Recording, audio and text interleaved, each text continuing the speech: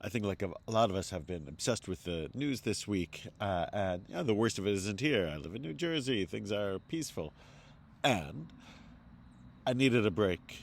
Things get too tense reading about the fighting between Israel and Hamas and the horrible suffering of civilians there. And so I did some work, started studying Torah because I have to read Torah this week. And of course, the first words in this week's Torah portion is talking about Noach. And among the first lines of it is, "V'tishacheta aretz lifnei Elohim," and the world, the earth had gone to ruin before God, it says. V'timlei haaretz Hamas. Why? Because the world was filled with Hamas, says the Torah. We'll go on to say that God says to Noach, "Kates kol basar levanai, the end of all flesh has come before me. Ki melah haaretz Hamas, because the world is filled with Hamas." It was an escape for me. Hamas, of course, what does it mean? It's some translate it as wrongdoing, some translate it as lawlessness, some translate it as violence or corruption. Torah says that this is why God thinks the world is worthy of destruction, because there's too much Hamas.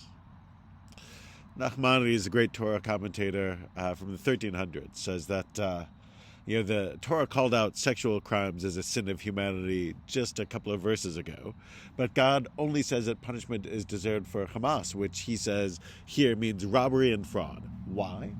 Because sexual misdeeds, probably things like incest and the like, these sexual misdeeds are usually done in private.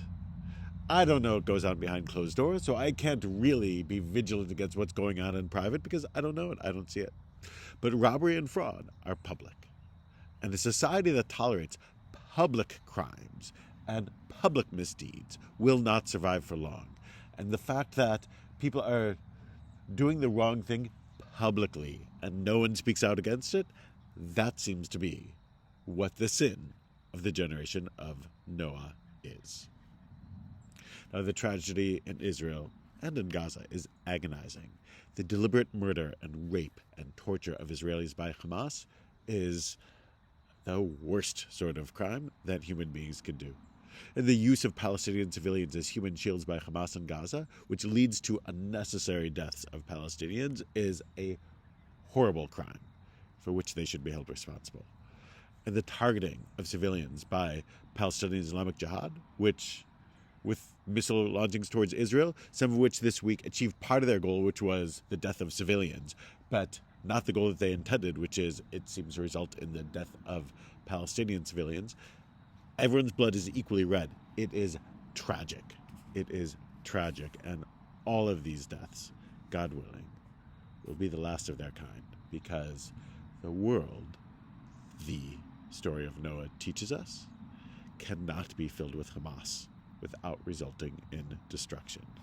To get a better world, we need to rid the world of Hamas, not just public lawlessness, but the movement that seeks to co-opt people's legitimate desires for the Palestinian right to live in more freedom and dignity, and turns it into a death cult, seeking to establish a Islamic dictatorship in Palestine and in Israel. It's a horrible group and not worth anyone's support.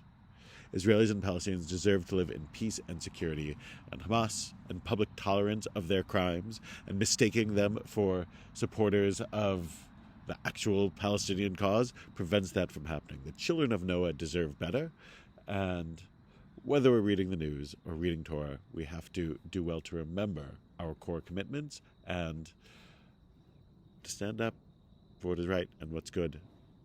That's where the Torah begins. Shabbat Shalom.